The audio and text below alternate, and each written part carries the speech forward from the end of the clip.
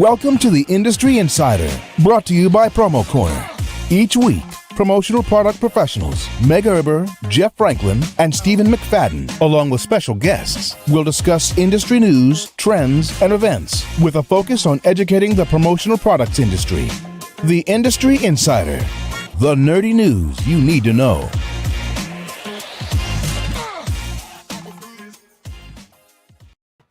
That's right, baby. We're back.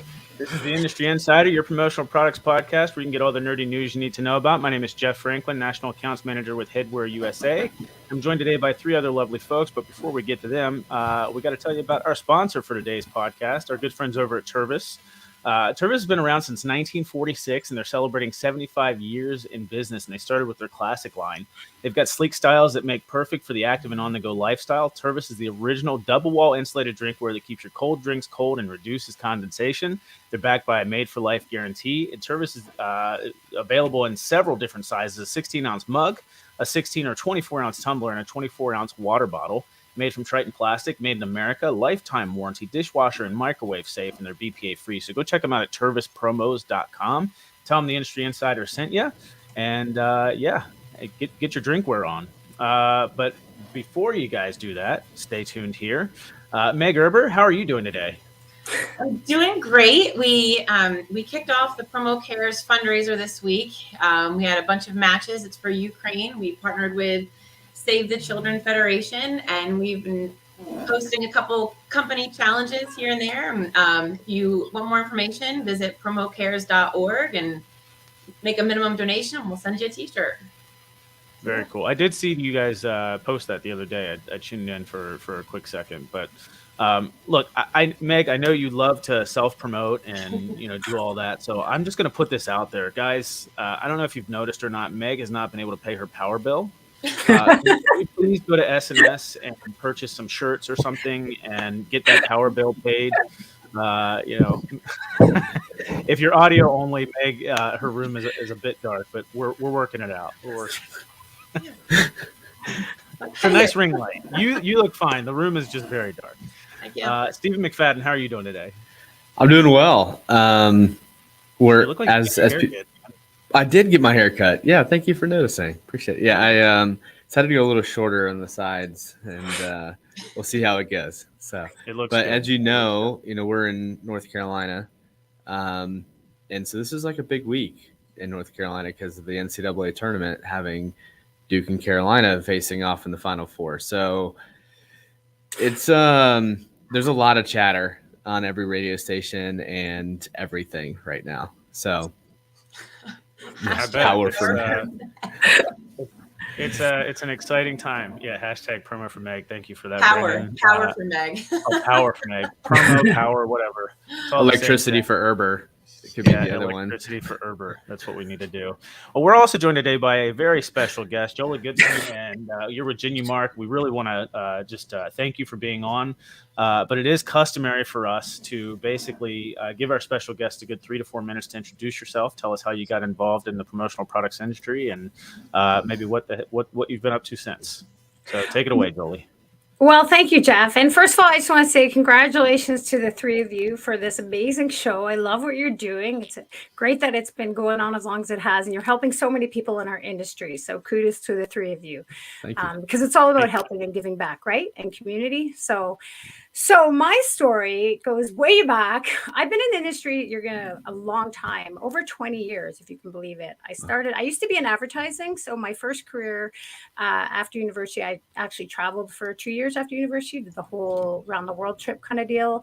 And then I got into advertising. My whole family's in it. And so I started off as a copywriter, worked at a few agencies. And then after about 6 years of that, I realized I didn't like being behind the desk and I want to be out and meet with people. I love working with people. And so I honestly didn't know what I wanted to do. And probably like most people in this industry, I fell into it. I was introduced to it through somebody and met with a couple of people and thought, oh, this could be fun. And it's funny. I don't know about you, but you really have no idea about this industry or how big it is until you get into it, right? And then you see, and then you start noticing logos on everything, right? Right. And so then I started learning about it, and I've been doing it ever since. So I was with one company for a few years and been with Genumark now for just over 20 years, coming up on 21 this summer, Wow. which is crazy. Yeah. Long Sorry, time. Meg, I had to mute you for a second. I don't know what the heck you're doing. What? I had to mute Meg for a second. She's like, You, Joey, you did great. You did great. You guys were messing with me, and so it messed it up, and I'm trying to fix it, and now I can't. So You thanks. look great, Meg. I'll just hold it. It's cool. Here, I'm gonna put this one back up for you guys. Okay, power for Meg. Can we get a what do they call that? An amen. Yeah, that too. Well, that is super awesome. I know we're here to talk about the Online 18 and sort of your, I guess, induction to the list. And we're here to talk about the podcast that you do as well. We're here to talk about, branding matters, right? So why don't you just give us a quick rundown sort of what you've been doing promo wise, how you feel like you got into the Online 18 and maybe anything that you've gotten from that so far. Yeah. Well, first of all, I was totally shocked when I found out. I don't know about a lot of other people, but I literally got an email from a guy I don't even know, and he messaged me. I'm serious. He messaged me to congratulate me for being on the list, and I go, I think you have the wrong person, and he's like, no, and so I go, what list? And he sent me the link, and then I was like, oh my god, I was totally shocked. No idea, didn't know anything about it.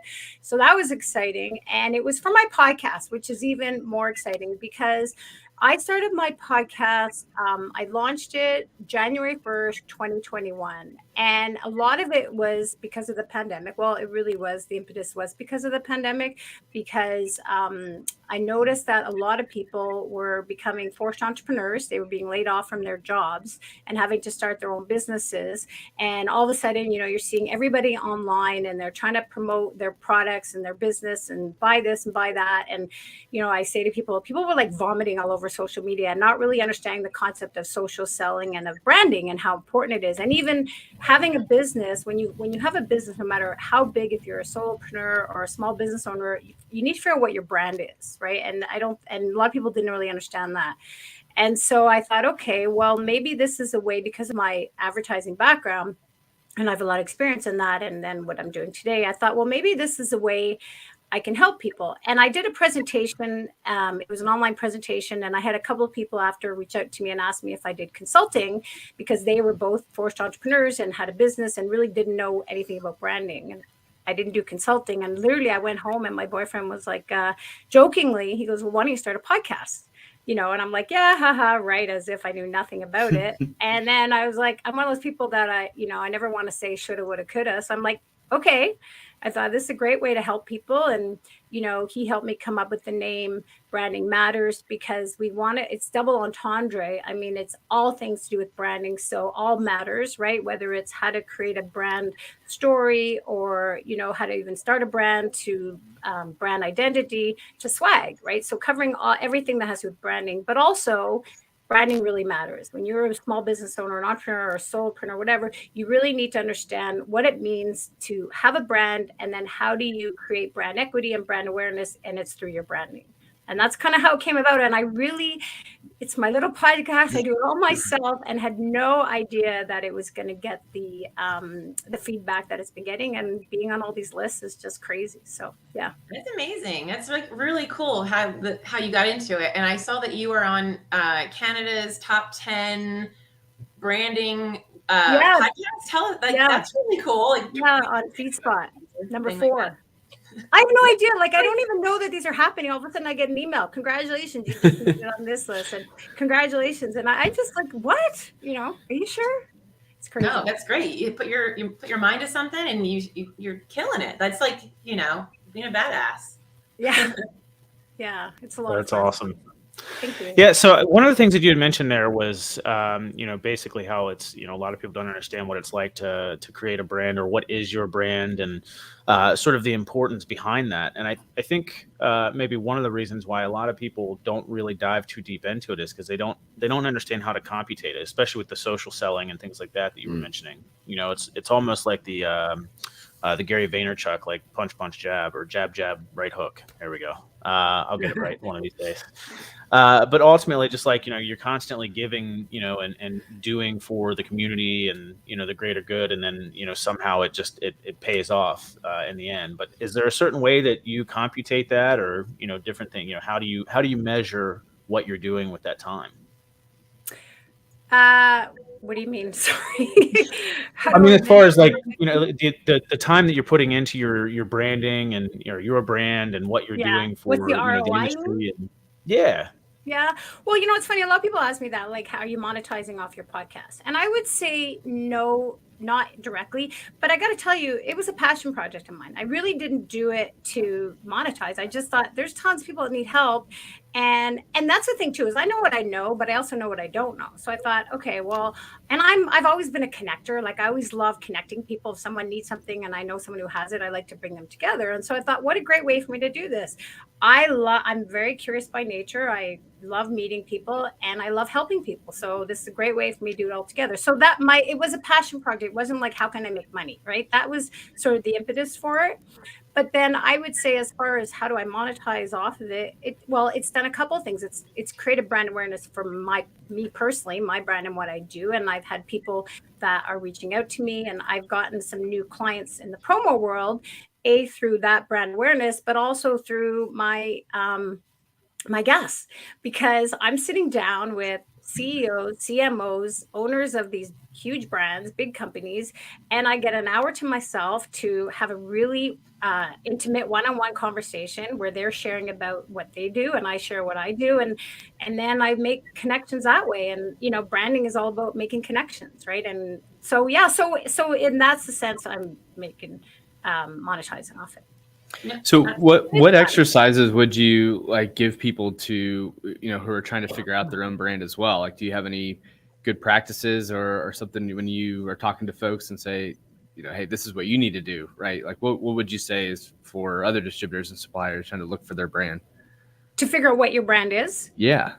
Well, that's a great question. And I get that question a lot. And that's when you really have to take the time to figure out what your why is, when you think about your business and you want to start a business, whatever it could be. I mean, you want to start a clothing line. Okay, well, why do you want to start a clothing line? And then what's your purpose, right? You talk about purpose-driven brands. So we'll use Tentry as an example, right? That's a great example of a brand, and where their purpose is about helping the environment. And so everything that they believe in and what they value is in their brand, right? It's in their clothing. It's their give back to the community, right? With their every product they plant 10 trees. And so then it becomes everything that they do is who they are is executed through their branding. And then that's how people get to learn about. And it's important to figure out what your brand is so people will learn to know you and then trust you and then do business with you. And they always say, you do business with people who love and trust. Yeah. So I don't know. Does that answer your question, Stephen? Yeah, no, it's great. It's a great, and it reminds me a lot of is it Simon Sinek? Is that the one that does you're right. the target? Yep. Circle. Yeah. I love that. That's a cool exactly. exercise. Yeah. So, and that's it's not always easy too. I mean, when you say to someone, and I just want to be clear, like I'm not an expert when it comes to sitting down with people figuring out your brand. I've learned a lot through my guests, and I know from what I know, but that is an exercise where you do really want to sit down and I have a list of questions actually that sometimes I give out to clients to say, answer these questions. And it really makes you dig deeper and figure out what your why is. So I've got a question up on this. Oh, go ahead. That's all right. Go ahead. Oh, do you want to share any of those questions with us? Well, I don't have them on. Oh. Never mind. I can send them to you. So there was a question that came in from Lisa, or not a question, a statement from Lisa Bartholomew. Passion projects will lead to a lot of opportunities. Is there anything that you've done or have maybe put in place since you've found yourself on some of these lists to sort of capitalize on that? Or is there anything else that you're doing to sort of help the return? Well, I find it's interesting. I think it kind of snowballs. I mean, just like so that hash 18 list that I was on, Meg, you reached out to me and said congratulations and introduced yourself and got on that. And then you asked me to come here today. And then I've had other people in the industry reach out to me as well. I was on, I don't know if you heard the Common SKU podcast I was on recently with Bobby. That was a lot of fun. He's great. And there's some future things coming up that I don't want to share. It's a surprise. But so again, I guess it's created this opportunity in the sense that more people are finding my podcast. And then I guess if they're liking it, they're reaching out to me and wanting to learn more. And so through that, I read a book once and I actually had this author it was one of my first guests. I read this book and it's called How to Raise Your Profits by Raising Your Profile. It's who's you, which I love. And it was by David Avron. And he was one of my first guests, if you want to go back and listen. And I love that because it's really about how do people know you might have an amazing business, you might have an amazing product, but if nobody knows about you, then how are they going to buy from you? Right. So it's about getting out there and getting on things like this and getting on podcasts and getting up on stage and giving speeches because the more people that know you, the more opportunity is going to come your way because more people are going to know what you do and whether or not they want to buy from you and whether or not connect with you, then that's part of your branding. But yeah, I love that book. It's a really good book. So shout out to David Avron. He was one of my first guests. It was pretty fun. I'm gonna have to check that out. But no, I love everything that you're saying. And I have been a huge advocate for this because this industry is highly commoditized. Yes. Thank you. So you can really buy the same shit from anyone. It really depends. You buy from the people that you trust. You buy from the people that you have the relationship with. And if you're the one that's out there putting yourself out there on your podcast and doing other people's podcasts, and people are going to recognize you and be like, oh, I know her. Let me reach out to her. I want to talk to her about this. And I mean, we were on that Industry 18 and I was like, oh, she's awesome. I don't know who this person is. I need more Canadian friends. Let me just snag her. You're awesome. Well, yeah, and it's all about that exposure too. The more you put yourself out there, the more opportunities that are going to be open to you. I mean, this is incredible. We're going to have to listen to the Common SKU one now too. So you have the Jay and Jeff, you have ours, you have Common SKU. Well, thank you. Yeah, absolutely. Over there. Yeah. So I was chatting with someone the other day actually about brand and image, and I was actually making the argument. Maybe you can help me out here. I think branding and image, like personal image and company image, is more important now than it was pre-COVID. And I was wondering if you've seen. Well, a couple things. One, I think it's the timeline of the hires. So I think a lot of new employees, obviously getting people to work is harder. So people who are choosing where they want to go to, and a lot of the places they're choosing to go to have things that they align with or have passions for or have brand alignment or image alignment or culture alignment. So I think that's a big element of it. And then I think people needed to differentiate in a different way. And a lot of people went strictly digital, but that wasn't enough, right? So there's like, all right, now what are you doing with that? What are you doing with your services? So that's my take on it. Have you been seeing an uptick in people like trying to get with it, for lack of a better term, or is it increased or decreased during that time period? What do you think?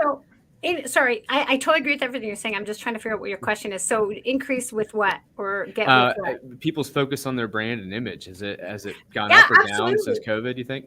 Yes, at 100%. And that, again, it goes back to one of the impetus for me starting my podcast is because of that reason, because, you talk about, like I mentioned earlier, more people, when COVID hit, we were all online, right? Nobody was leaving their homes, so we were all online. And a lot of people had to start businesses because they were getting laid off. So here's all these people, online businesses, brands, and they're all promoting their product and service and everything.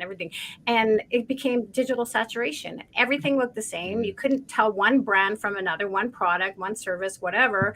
And so that is where the branding comes in, because as you mentioned, Stephen, it's all about differentiating yourself, right? How do you stand out from the crowd? So if everybody's zigging, then you want to zag, because that's how you're going to get noticed, right? And that's how videos, I don't know what's going to be next, but it was everything. You go on Instagram and it was all photos, and then videos started and they were capturing attention. So then more people did videos, and so then reels, and and how it's all about, how do you capture people's attention? And the way to do that is by being different and standing out. And then, but that only goes so far, right? So once you stood out, once you've done something and people notice you, I try to describe it like we talk about your brand, and your brand is your reputation. Like you said, it's not, you have no control over your brand. I mean, you can decide who you want to be and what your values are and all the rest of it and what your why is. But ultimately, it's your brand is it lives in people's heads and hearts, right? That's where your brand lives. It's how you feel about something. But your branding is what you do, how you motivate your audience, how you motivate your consumer to fall in love with your brand, to choose you first. When they're, like you said, when there's a commodity environment where, we're all selling pens, we're all selling hats, right? We're all selling here's a pen, I'm selling it, you can sell it, you can sell it. So why, I keep hitting the microphone, sorry. I'm like an Italian, I talk with my hands all the time. My boyfriend, and there's a glass of wine, he always moves the wine away because he's worried I'm going to knock it. Knock it over. My water is all right? the way over Yeah, there. exactly. So why is somebody going to buy this pen from me versus anybody else? Well, it's because they are getting to know me through me doing different things like this, because I'm who I am. I'm very real, and I don't bullshit. And I'm not everybody's cup of tea either. That's everything too, is finding your niche, because you might have a lot of value. When I went back to about values and what your brand is, you might value things that a lot of people don't.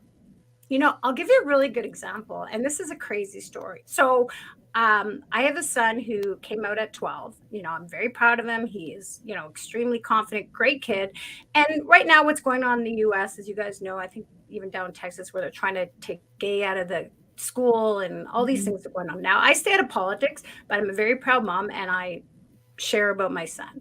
And so, it's really bothering what's going on in the States. And so I did a post on LinkedIn, and really just, I'm proud of my son. He's gay. He's still my son. I don't know how parents can't love your child no matter what. I did this post. It was not a business post. It was just, all you parents out there, who else has another son and do you love them, right? It was just a really kind of post like that. Nowhere to lie, I got 68,000 views on that post, and I got hundreds of messages, and you can find it, it's on LinkedIn, and tons of comments. And this is not tooting my own horn, this is just the way the world works. I got 2 new clients because I had messages where like, that was amazing what you posted. My son is gay. I'm so proud of him. We had a little conversation. We connected. Oh, by the way, I see you do this. Yeah, well, we're looking for this. And now they're a client, 2 of them. So my point is, branding is about being yourself, being authentic, sticking to your values, share your values. I'm sure there's a lot of people out there that, for maybe 60 of those 68,000 that saw it, I'm sure there's a lot that probably don't agree with me. But I don't want to do business with them. It's finding your niche, sharing your values, making sure that that's how you connect, and then everything will happen after that. Let me ask you a follow-up question from that then, because obviously, some people may be, I guess, a little bit hesitant to maybe be their complete self, or, somewhat reserved to put out their personal beliefs, which I agree with you 100%. The more you are, the more enjoyment and fulfillment that you'll get out of what you're doing. And I believe you'll also get a lot more loyalty from the people that do choose to do business with you because of who you are. But if you, put yourself out there, and maybe you're working for a company, but your personal beliefs are not necessarily the same of that of your company's. I mean, do you have any recommendations for people that are in a situation like that? I mean, do you still recommend maybe going out and being your own person, or do you, Well, I think that, that's a great question. And I guess it really depends on what your beliefs are. I mean, if it was the other way, right? If I was, let's say, I mean, we're going to get into a whole different conversation, but if I was, let's say, anti-gay, and I went out there and I was, talking about how I think it's terrible, and I think, they should take gay out of all the school books and everything else, I don't necessarily know if that's a good thing. And we can use COVID as a really good example, right? The vax versus anti-vax. And I stay away from politics, but I just think if there's a negative spin on it, I don't necessarily think that's a good thing. And I would definitely recommend you talk to your employers about it. But I think if you go back and see it, it was a very positive thing, but it was also me being true to myself. And ultimately, I think, you know what? Do you want to work for an employer if you did that and they came to you and said you can't, share something like that that's personal? I don't know. Then it goes back to what you were saying about, then you're not sharing the same values with the people that you're working for. And do you really want to work for them?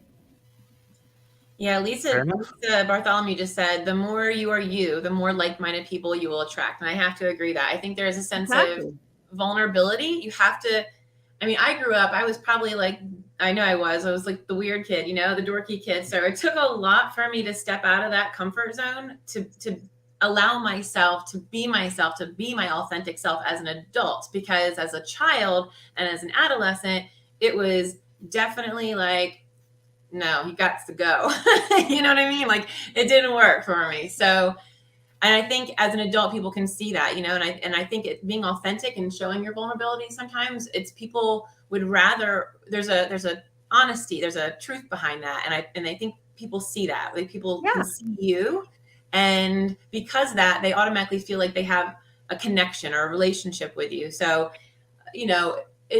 always speak your truth, always be vulnerable if you can, and you shouldn't ever feel like you have to worry about getting fired. But there are some employees that, I think if it's some type of bashing or some type of anything that's being not consistent with the company's message, but if you are sharing a personal story and it's inspiring, I think I would encourage that every day of the week.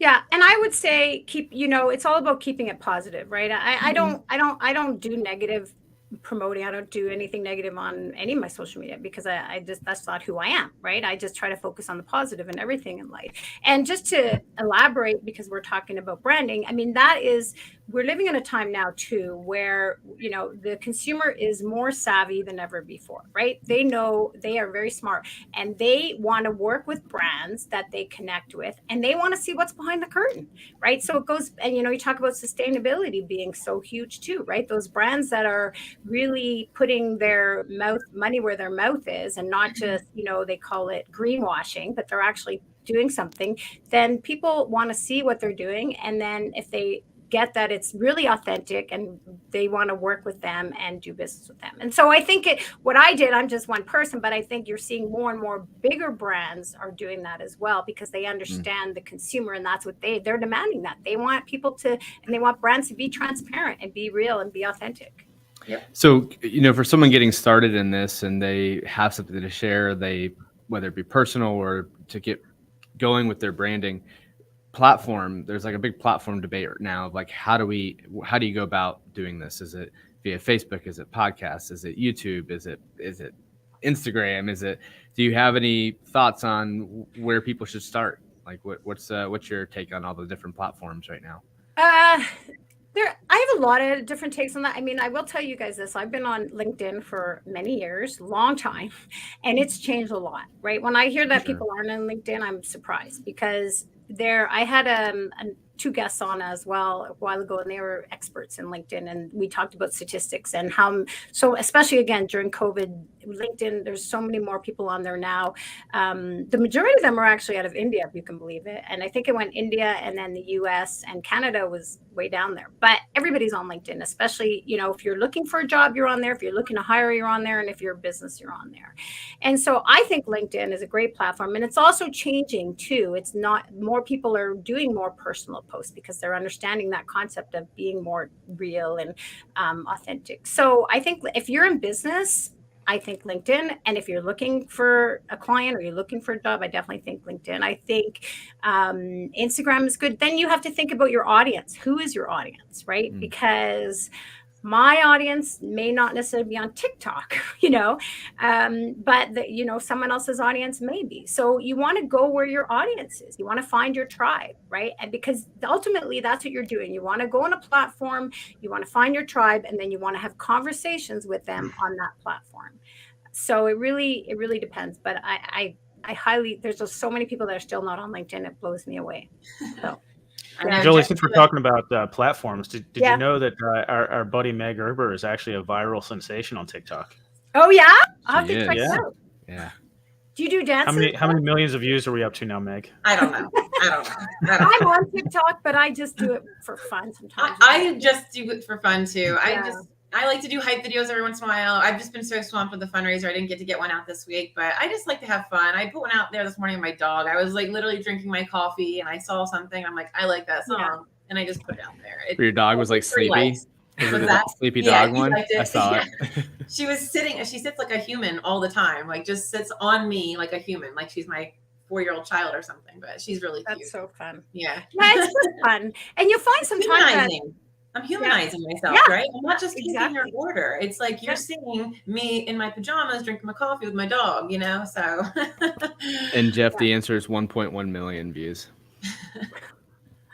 That's amazing. Told you. Was that on that one, just that one video or all? Oh, now Meg's going to go in. That one video. Yeah. So did I answer your question, Stephen? I know we're going on. Yeah, no, that's great. It was great. Platforms. So, perfect.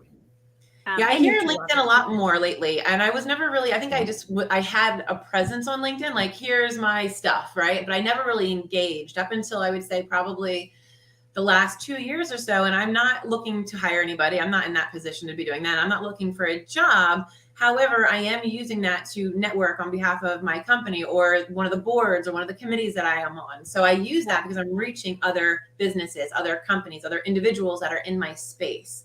Yeah. So I've been using that a lot lately as well. And there's some people in our industry like Jessica Gibbons-Rouse. She is just like an expert in this space on it. So yeah, some people are finding a lot of success with it. And I want to add to that too. Another one that people aren't on as much is Pinterest. And Pinterest is a search engine. I don't know if you know that. And it is one of the most underutilized search engines. And it's great because there's not that digital saturation like there is with other search engines. So when you're on there and someone Googles you, it'll come up. Right? Like you'll see Pinterest, some of the things, when you Google, you can Google anything. And one of the top things that come up will be a Pinterest thing about it. And so Pinterest is another, I think, thing, especially, in our industry. And I'm guilty. I need to get better at it because we do hard goods. It's a great place to showcase those hard goods in a beautiful way, right? When people are looking. So yeah, Pinterest is another one. Yeah. Jeremy Picker apparently Instagram has is actually really good for that too. A legit Instagram. Yeah. Instagram. I think Instagram, and I don't have any stats, but I think Instagram is probably the most widely used one right now out of all of them. What do you guys know, other than maybe YouTube?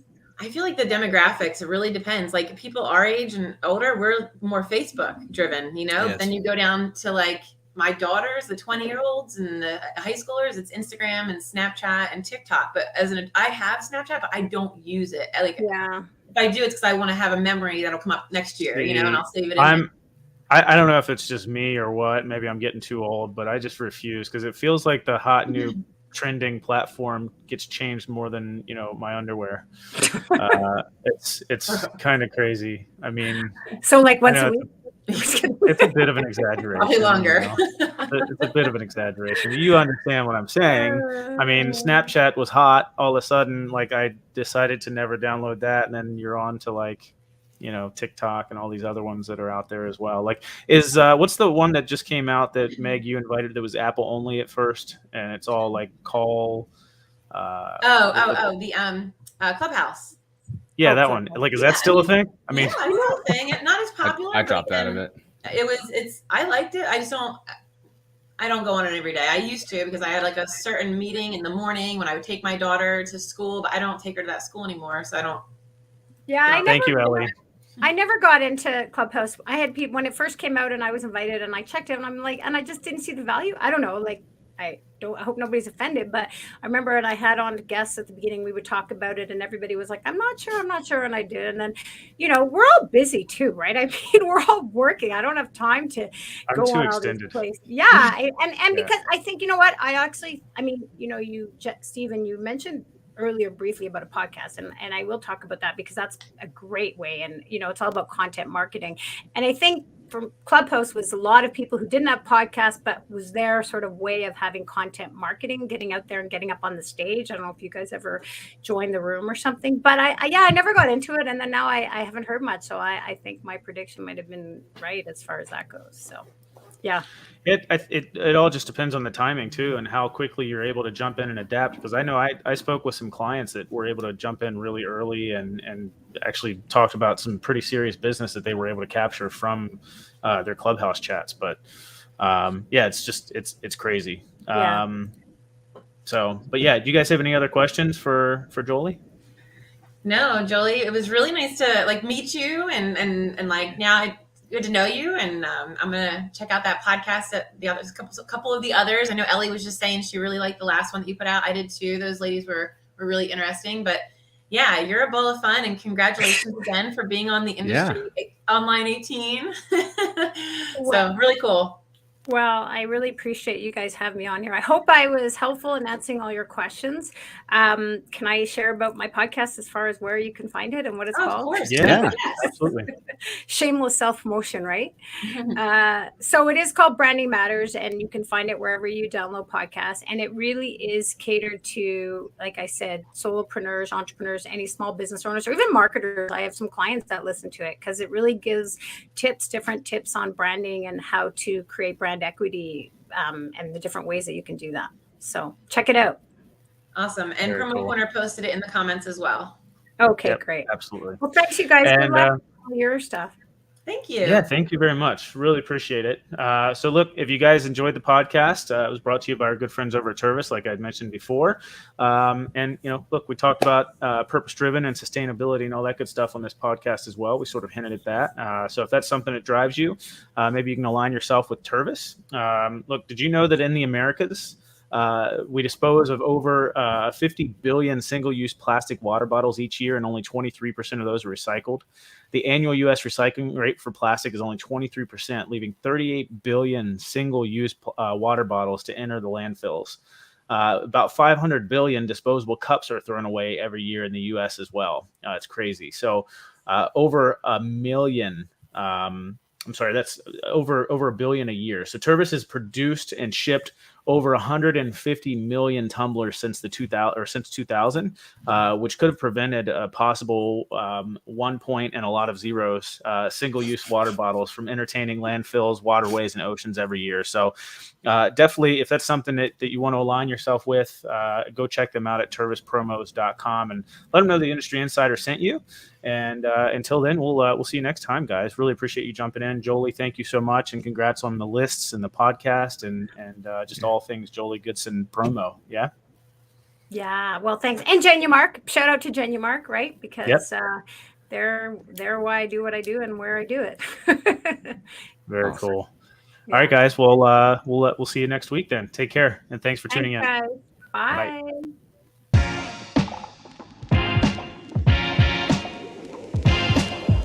Thank you for listening to this week's episode of Promo Corner's Industry Insider. For more great content from industry thought leaders, including podcasts, blogs, and videos, visit promocorner.com.